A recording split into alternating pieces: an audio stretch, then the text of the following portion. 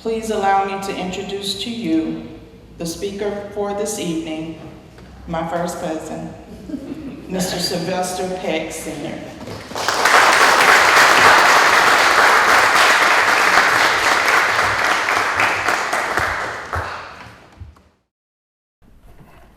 Let me say thank you, and my son is over there. He's videotaping this event, and so what I want to tell him, sort of kind of quietly, that I want him to change the aspect ratio on your camera, and then you're gonna flip it side. There we go, sideways.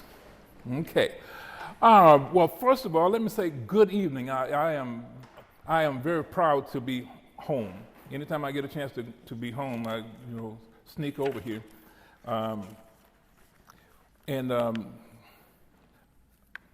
spoke at the school I think that was back in May sometime, and I told the students, I said, for me, being from Jefferson County, I'm always going to look out for you if you're from Jefferson County. I always got your back. I don't care where you are in the world, all you got to do is say, I'm from Jefferson County, Florida. Gotcha. Don't worry, got you. Thank you very much for inviting me here. And I'm going to do this. I'm a teacher, okay? And sometimes teachers and preachers get long-winded. And yes, I know they do. So my students complained, and so I taught them something. I said, well, since you're complaining about how long I talk, let me see if I can do it this way. I said, I want you, when you stand before the class to present something, I want you to tell me or tell us what you're going to tell us. Then you tell us, and then turn around and tell us what you told us, okay? And so we're going to keep that as succinct as possible. And so they, as a teacher, I'm very liberal with how I interact with students. I don't beat them up, okay, just because they say something what we would consider inappropriate in a classroom setting. If they say something like that, I simply want to know what made you think it was okay, and because there may be reasons behind them saying certain things, okay? But I told them that your expressions are important. So with that being said, I wrote everything down. See, I want you to know I'm operating off of paper, and that way I won't get long-winded. I hope there are no ministers in here, but occasionally my pastor would say, okay, I'm going to step away from this, and I'm saying, no, don't do that. So what I'm going to do is I'm going to stay with the paper. If things get interesting to you and want to ask a question, I will take the time to stop and answer your questions. I told Mr. Carswell I'm looking at 15, 20 minutes if I could do it, but he said, well, you may be a little bit longer than that, and I said, okay, but okay. First of all, let me do it this way. I'm following the paper now. I'm on the paper. Thank you, Ms. Jackie Seabrooks, my cousin, my sister cousin, for the introduction. One correction, and Mike, where are you? Class of 1978. You caught that too. I'm sorry, I didn't get that. Jefferson County High School, class of 1978. And Mike Willis and myself were members of that class. And as I said before, it's always a pleasure to come home and be here tonight. For me, it's extra special. I know many of the faces that we have here, and it's good to see all of you. I thank my wife, Evelyn Graham Peck, my son, Sylvester Peck Jr., and grandson, King. King is very talkative, but he's sleepy. I don't know what wore him out today, but he's trying to get that nap. I want to thank you, family and communities, for being here. And I'm proud to be associated with organizations that work for the community. We will not get better if we don't help each other do the things that we need to do to be better, okay? All the hope and help that you're going to get is going to come from right here, not outside. Just know that. And I'm proud to be associated with the Jefferson County Historical Association. History is the story of people, places, and things.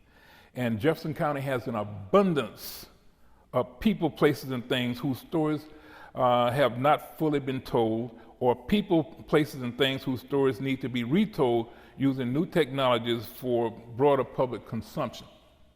Okay? Meaning that, yes, we know the stories and we tell the stories, but now not everyone listens to the stories like you want them to listen to the stories. So we're recording them now in many different media settings to retell the story. And I think that that's important. I really think that that's important. Dr. Boyer and Jackie and myself, and you probably, I don't know if you've seen the videos, walking out into the cemeteries at night, sometimes looking for ghosts, other times just looking for snakes, just to be sure that we don't step on them. But for me, that's important. I think that work that Dr. Boyer, you do in all the aspects of your job, very important. So we're gonna retell those stories. We're gonna repackage them, recan them, and retell them for the future. And then some future to come, that maybe somebody looking back say, okay, we need to retell those stories again and put them in a new technology, a new media format. Now, that's most of my talk is out the way. My presentation.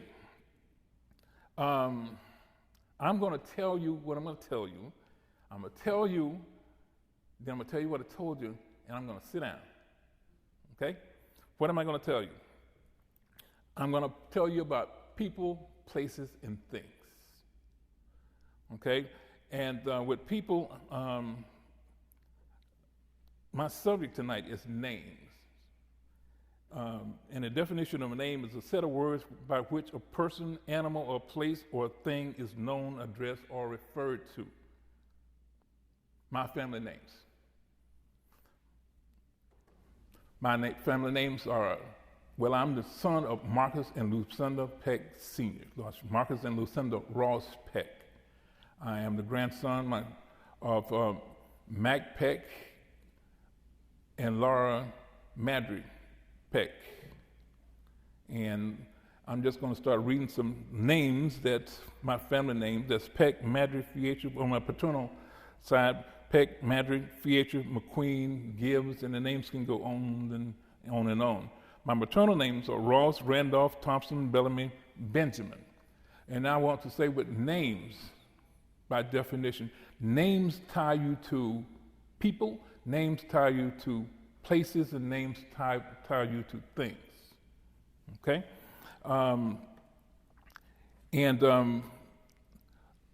Under people for this particular presentation, and my family names, I tell you, growing up as children, we know mama and grandma, and maybe one or two uncles. That's our world. But when we spin our world out, we find out that not only our world is very limited, we had a very limited worldview, but we have a huge relationship to each other. Okay? And so once you get past those local or close ties, and I'm just going to skip on. Let me give the juicy part of what I was leading to. Science says that you and I, we're in this room right now, we have over 1 million direct ancestors. 1 million. That's how many people it took us to get us here to make you and me. So that means that all of us, and that's why I always talk about my Jefferson County people, all of us are family. So I just grab my Jefferson County people and I ride with you. And just that relationship. Okay? All right, now let me get to some stories. The name Peck. Based on the 1870 census, the name Peck, I have my direct grandancestors would be Mac and Alice Peck. They lived up in the Dills community, well, they were enumerated there in 1870. And they were married in 1866, according to an act of the legislature. Okay, they were living together as man and wife, therefore they were married. And they were group marriages. And so when those marriages occurred, there was, I think, in their marriage cluster, there may have been 15 to 20 people who were married that day by that minister of the gospel. And they selected that name. Okay? Now, the name Peck is not from Florida. And then let me stay with my paper so I don't venture off too far. Mac and Alice Peck had 2 children, Marcus and Sally, also known as Susan. And Susan had 2 children named Ezekiel and Ira, young girl named Ira. Now, I want you to remember what I'm saying about these names that I'm calling, because names tie you back to people and places, right? Okay. And so I'm flipping the page already through page 1. Ira is the name that leads us to an interesting story. Okay? There was in Georgia, 1871, there was an Ira Peck who was born in Connecticut. Okay? Ira Peck moved south probably in about 1827 to Twiggs County, Georgia. Ira Peck was a merchant. And so there were a lot of plantations of stuff up in that area. So Ira Peck serviced all the plantations with all the supplies and stuff that they needed. Well, just like anybody that you owe money to, then at some point they're going to come to collect. Well, in 1831, there was this plantation owner who ran out of money, and not only did he run out of money, but he died. Okay, so he left the plantation with slaves and other material and stuff like that. So they couldn't pay Ira Peck. So what happened was he took possession of the plantation with all of the slaves and everything else that went along with it. Okay, he didn't want to run a plantation, so he said this. He said, "Nope. Okay, the people that were running, you stay there and run it, and I will take care of all of the whatever at the end of the year and stuff like that." Well, the people that were running it said, "Well, we made the plantation profitable, and therefore all the profits should go to us." And so, long story short, it became this big court case of property ownerships and right.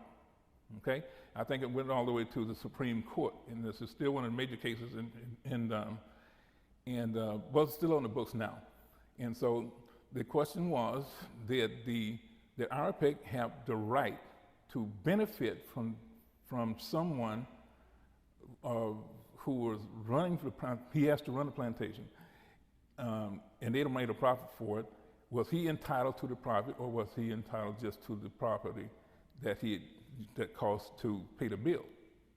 Okay, so the case lasted for a long time, and I used to know be able to call the name of that case.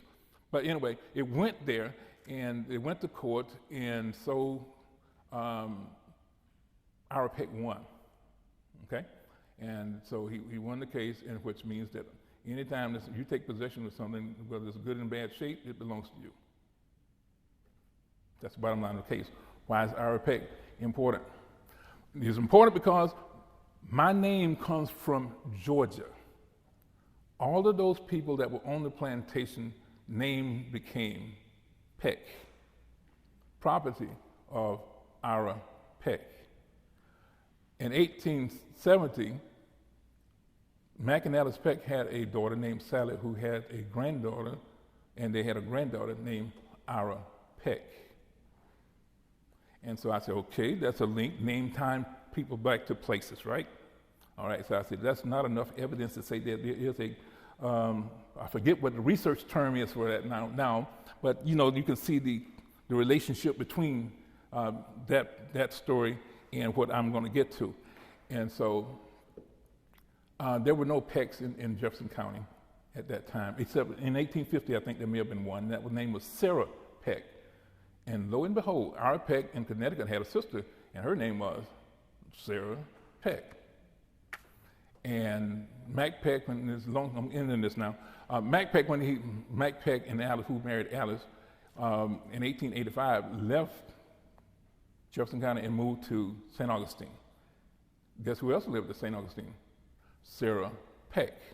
And so those kind of things, those names tying back to people and tying back to places becomes very, very important in terms of research. So names mean a whole lot, more than just local places and things, but names mean a lot. They tie us back to history, tie us back to places, they tie us to things. So I'm going to jump now from that story to another story, and Gibbs, my the Gibbs were from South Carolina. As a matter of fact, I think they said in my research that all Gibbs in the United States are from South Carolina, because the Gibbs got to the United States probably about 16 or 17, early 1700s or something like that. And the Gibbs were from, they had sugarcane plantations in Barbados, okay? And when the sugarcane industry sort of kind of stagnated just a little bit, they moved to America, and they moved to South Carolina, okay? And significance of that is the Gibbs, my ancestor Gibbs, are from South Carolina. And there were 4 Gibbs brothers who came over with the Gibbs in the mid 1700s. Whenever they came over, and those 4 brothers bought their freedom in South Carolina. But they also had children, and they named their children, to keep the continuity of the children, they named them their first name and the last name. So my great-great-grandfather, hopefully I got that right, Tony Gibbs, well, there was also a Tony Gibbs who came from Barbados and along to come over. And so Tony Gibbs, who lived in South Carolina, also had children, and they named them Tony, and after their brothers who had come over from Barbados with the original Gibbs plantation. Okay? So now, lo and behold, those names help me to connect back to that past. Now, the Gibbs in South Carolina, they are very, very unique in terms of their history. They have books about this thick, and so I've been reading those books now for about, 5 to 7 years, just going through and tracing back through. But the names themselves help to link me back to them. And I think I may have shared this with Jackie and Dr. Boyer, that there was something unique about the people in Barbados. And the people in Barbados came from predominantly 2 countries in Africa, and that was Angola and Ghana. Now, the uniqueness of Angola was that Angola was at war with Europe since the 1400s. When I forget which pope said that, declared that the Africans were not human, therefore they could be enslaved. But at that time, one of the military generals, or queen in Angola, said, okay, if that's what they say, so what, she asked them, what does it take to be, well, they were not Christian, not Christian, therefore they could be enslaved. So he said, what does it take to be Christian? So she converted a good many of her subjects to Catholicism, therefore many of them escaped slavery, and that was the political tactic to preserve the country. But the war from Angola with Europe lasted a long time, many years. But for me, it tied me back in terms of a story back to Angola and Ghana. Now, speaking before you, I will say this, and I say this every time I make a presentation like this, I don't know my last name, but I give you the names that I have. But the names that I have tie me back to some place, some people, some time.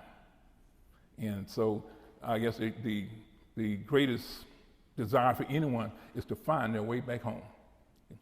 Okay? That's why Jefferson County, when I'm away from home, get me back to Jefferson County. I'll be all right. Okay? Now, let me get back to this. I'm going to run through it as quickly as I can. Burton C. Gibbs was born a slave in Jefferson County, I think about 1852. Burton C. Gibbs, and he's my our great uncle, granduncle, great granduncle. Attended school, went to, in 1870, he was living in Jefferson County. And shortly after that, he was a student at Howard University. Okay? And from Howard University, he became a teacher. He taught in Leon County. And in 1881, he was state representative in the Florida legislature, 1881, and again in 1885. And so Burton C. Gibbs was a interesting person. I know that I have a photo of the 1885 legislature, but this is so blurry of a picture, I can't really distinguish who's who. But it's one of those photos. I say, okay, name tied me back to a place, time, like to a thing in history. Okay, all right. So he was a Florida House of Representatives in 1881 and 1885. He was teaching Leon County School, A school in Leon County. He was an African Methodist minister. Okay, Burton C. Gibbs, that's the story. I'm ending that story right there because I got to stick to my paper. Places, Linton's Mill. Linton's Mill is where I grew up. Linton's Mill is pretty much an area that comes down just on the west side of Bassadera, down Bassadera Road, over to the Aucilla River, up to the Georgia line. That's Linton's Mill Precinct. Well, what's Linton's Mill Precinct, or Linton's Mill Enumeration District? Linton Mill Enumeration District, 1880 census, Enumeration District 33-2. That's what it is. And so in that enumeration district, I said, wow, there's a lot of names over here, but I needed to know what in the world, or who was Linton? So there were 3 Linton brothers that came from South Carolina, I think around 1832. And one was a merchant, and I think opened a store here just in Monticello. And I think it may have been, please, if I'm wrong, y'all correct me, it may have been Thomas Linton who started the mill up off of, it's not Hartsville, it's that, what's the name of that road at the Mike? Fulford Road, okay. Linton's Mill, and there was a grist mill and stuff like that, because one of the things they have to have at that time was, commerce, and so to grow the grain, you had someplace to grind it, and that's what they did. All right, and so that Linton's Mill, and I said, wow, that's unique. And so with Linton's Mill, I wrote a story on it, and then I started doing my research, and I found out that there were several other people along the way that have written books on Linton's Mill. Okay? And so I said, wow, I love that. Someone was taking the time to document things as they saw them then, as opposed to waiting until they disappear from the pages of history and then write about it. Okay? Another place, New Home Burial Association Cemetery, known as Park Hill Cemetery, known as the Slave Cemetery. Okay, and in terms of cemetery research, preservation, restoration, all cemeteries, we have common names for cemeteries, meaning that this is what we call them, and then we have actual names, probably the name that's on the deed, and some other names that we attach to them. Okay. And so I think that knowing those names is very important to getting to the excuse me, a very rich history of the place where those cemeteries are located. For me, for us, cemeteries are nothing more than libraries. Every person that's interred in a cemetery is a book, and every book tells a story. And so sometimes just amazing to me, I'll go out and I'll just take pictures of different graves, and I'll try to come back and research, find out who that person is. What's their story? Okay? What's their name? Their name will give me a story. Okay? Let's see, what else, the place that I have over here? The Bellamy Bailey Cemetery, and that was one that we went to recently. That was the one over there with, I forget Bailey, but the one that I was going to, that caught my attention was Burton W. Bellamy. Burton W. Bellamy. Burton W. Bellamy was, I want to say, a state senator in the state of Florida. He was a state senator or representative, I believe, Senate, in about 1858, 1859. And I said, well, that's the name kept coming up, so it was so rewarding for me. So when Dr. Bordy and Jackie took me out there, and we looked at the cemetery, and we went through, amazing piece of history. Okay? Amazing piece of history. Why for me? Because I have grandparents and great-grandparents who were buried there. I knew where they were buried, but I've never been there. So when I got a chance to go, I said, wow, this is, energizing.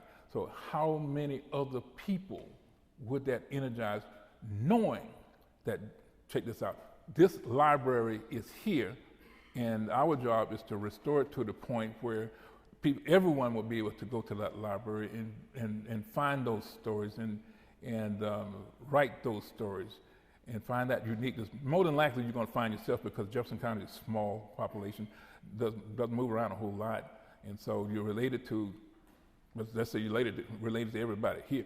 So those things are important. Those libraries are important. That's why we do the work that we do. And move on here. Things.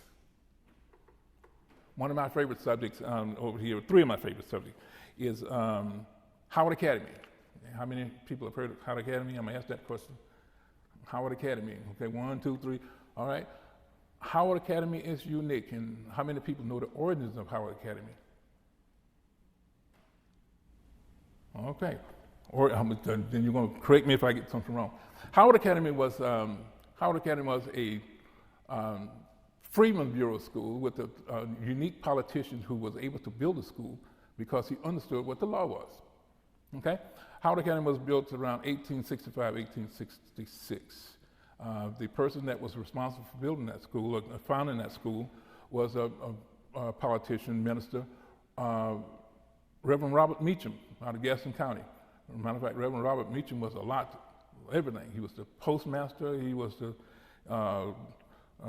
close friend of the governor, he was this, he was that, he owned property, he did a lot, Robert Meacham. And so when the Freedmen's Bureau, under the constraints of the federal government, Freedmen's Bureau could not pay teachers. You can help community build a school, but they could not pay teachers. So what does Robert Meacham do? One thing they could do, they could rent buildings, right? They could rent buildings. What does he do? He builds a school in Bethel AME Church right down on York Street. That's where he built it. The church was unfinished, but he said to the federal government at that time, our Freedmen's Bureau, I got a school. So they paid him rent. What does he do with the rent? Pay the teachers. School gets started. And so there's several different iterations, and I think Dr. Bird did a great job in her book as far as going through and documenting and providing the research for development of schools here in Jefferson County, Florida, and that was one. Howard Academy is unique because of the name, and this is another story tied to history, and that is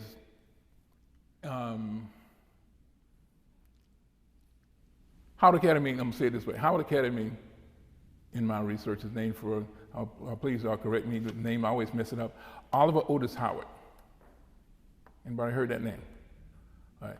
Oliver Otis Howard was he was over the Freedmen's Bureau. Now, I talked about ministers earlier, right? He was a general who was a preacher.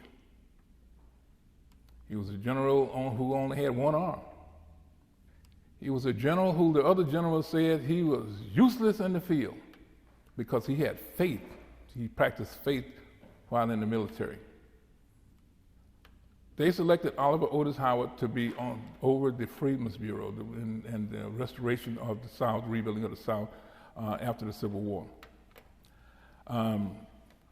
Oliver Otis Howard had a vision in terms of educating and rebuilding education or society. Okay? And that was he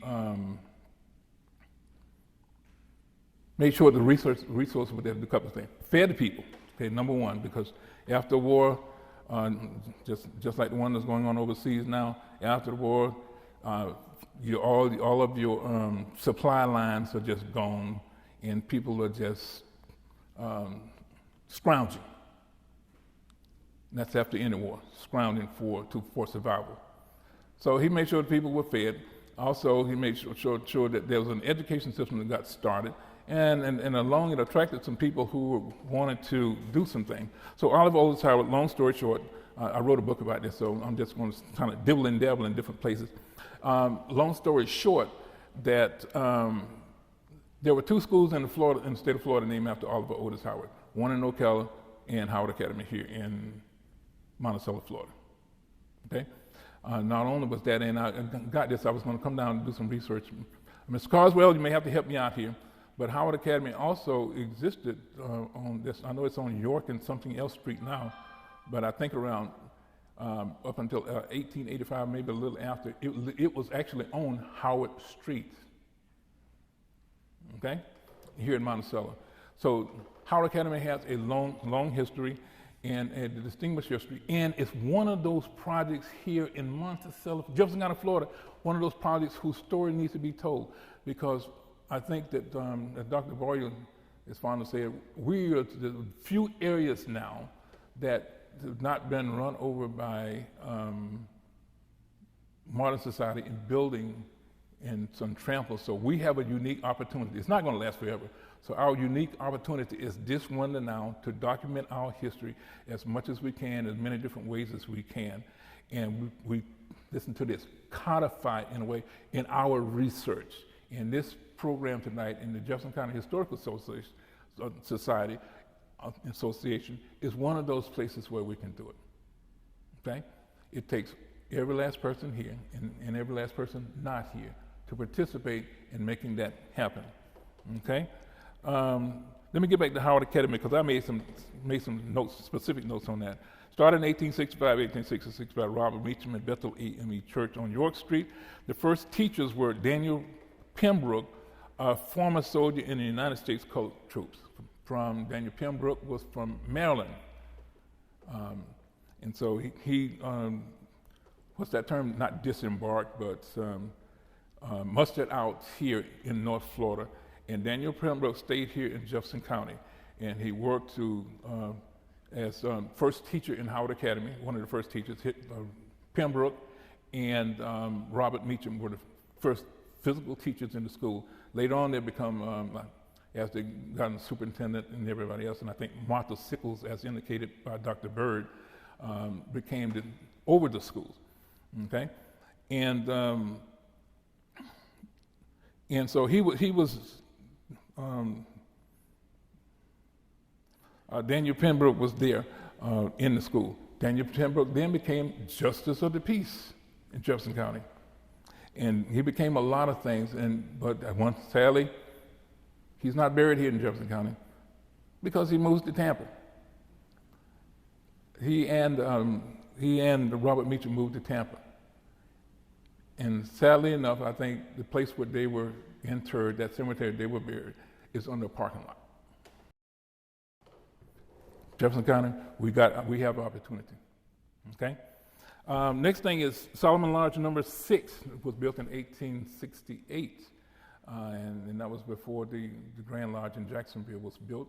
And Solomon Lodge at that time number 7, not to present day is number 6, was built in 1868. And guess who was involved in that? Robert Meacham, Daniel Pembroke. And those names helped to build that aspect of society here in Jefferson County. And then this is the question. I think that the third thing I'm going to talk about is the Progressive Grand Union Pallbearer Society. Okay, how many of you have ever heard of the Pallbearer Society? Okay, all right. How many of you are members of the Pallbearer Society? Okay, got one, two. Okay, all right. Anyone know? Well, what is the Pallbearer Society? One of my, I guess, don't want to call him a pure writer, but Dr. David Beto out of University of Alabama writes largely on the subject of mutual aid societies and their effect on the United States. And his book, the one that I probably read the most, was from mutual aid to the welfare state. And that book, he talks about how all of us at one point in time, say for instance the United States of America, was largely engaged in self-help, mutual aid.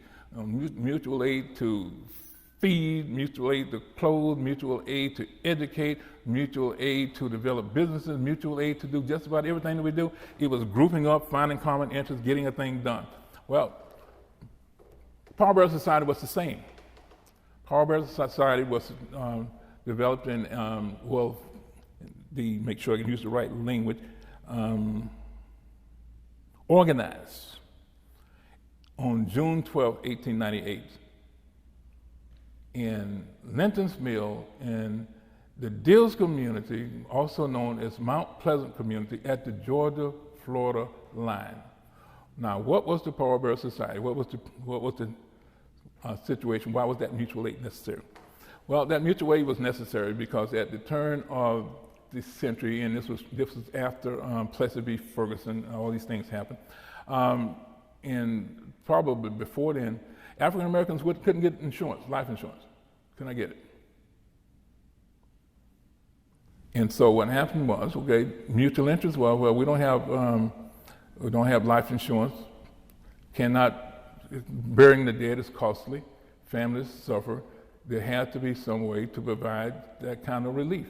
So the Pallbearer Society was that, and it started with the dues or whatever it was called, dues or cost at that time was anywhere from pennies to a dime, and that Pallbearer Society grew into an organization that at its height had over 22,000 members, 170, hopefully I got this right, 172 or 173 lodges, because just like they were modeled after the Masonic Lodge, and they provided the resources necessary for a community to develop. Okay, when a person died in the community, there was the Pallbearer Society was the first one to rush in and provide. At that time, from my reading, anywhere from $5 to $10, which was a lot of money in a community that was, in Jefferson County. We were not rich. I don't know who was. I don't know any ultra-rich people in Jefferson County. Could be some now, but I don't know. Back then, it was coming off of a wartime, coming off of a lot of bad things, just trying to overcome, people overcoming. And so the Pallbearer Society provided that relief. Also provided food for the family and paid for a casket. Now, don't think something extravagant. It was simply a wood box, but at that time, it could have been elegant, where you could have had fabric lining the coffin as opposed to just a bare coffin. But typically, I think the state tracked that through the casket makers something, where every casket that was made, someone had to sign for it, and it was sold, and it went to and identified who it was for and where it was located. And I got, I think, 2 or 3 pages from the document when I was doing my initial research, and I wish I had just at that time copied all of the books. But now we can get them digitally, so we don't have to worry about it. But I don't know if the state archives have done that. But anyway, the Pallbearer Society created that relief. Now, all of us have insurance for every little thing that we could possibly have, but during that time, there was none. Okay? The Pallbearer Society, whenever you hear of a Pallbearer Cemetery, it's part of that organization. Pallbearer cemeteries all had numbers, just like large pallbearer. Like my local cemetery is Pallbearer, and the actual name on the deed is Pallbearer Social Club Cemetery number 2. Okay, so all of them, and I know that there's a lot of discussion on the Sneeds, Pallbearer Cemetery and the Sneed Cemetery. It's actually Pallbearer Lodge Cemetery number 13. So all of them have numbers and names. And so it provided a resource to the community for supporting families, burying the dead, and keeping the community going. That was a mutual aid society. Now, there are many other mutual aid societies. Some are probably still going on in society now. There's some need to be created to do certain things. I work with the Homeless Foundation in Tallahassee, and we have a fundraiser coming up on the 13th. And as we work out in the community in Leon County, there are many different things, many different reasons for homelessness. And so some people want to live on the street, nothing you can do about that, but there's some people who just hit hard times and there's nobody there. Okay? And sometimes society gets mean, but there's somebody there. Now, I'm trying to make sure that I stay within my parameters on here because I'm talking about things now, and those mutual organizations, self-help organizations, those are the things that build us and keep us together, okay? I always tell people, okay, you may not like me, but when you need me, call me, okay? Still human, still neighbor, I still care. That's mutual aid.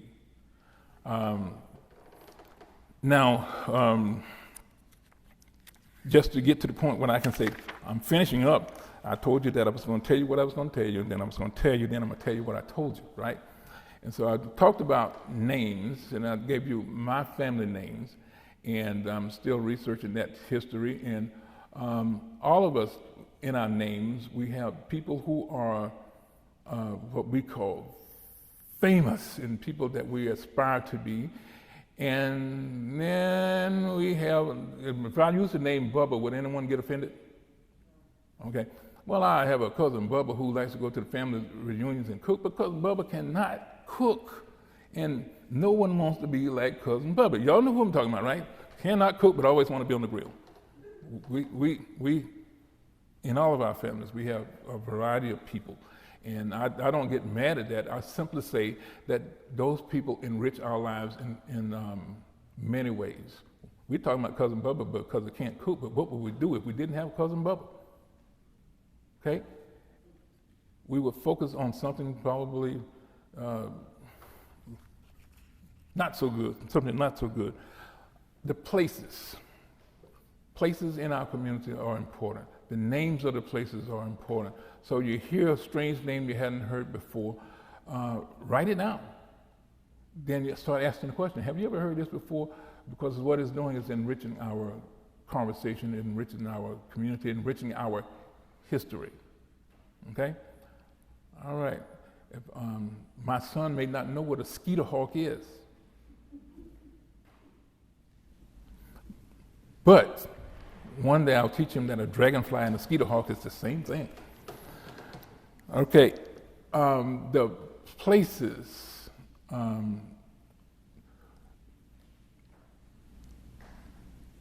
Jefferson County is unique. I won't say all good, won't say all bad, but it's unique in terms of we have an opportunity to know what everything is. We do. All right? And that's what I'm saying is this. We have an opportunity to document while we can, research and document while we can, and make good record of what we have while we can. It will get to a point at some time in the future when we can't, all right?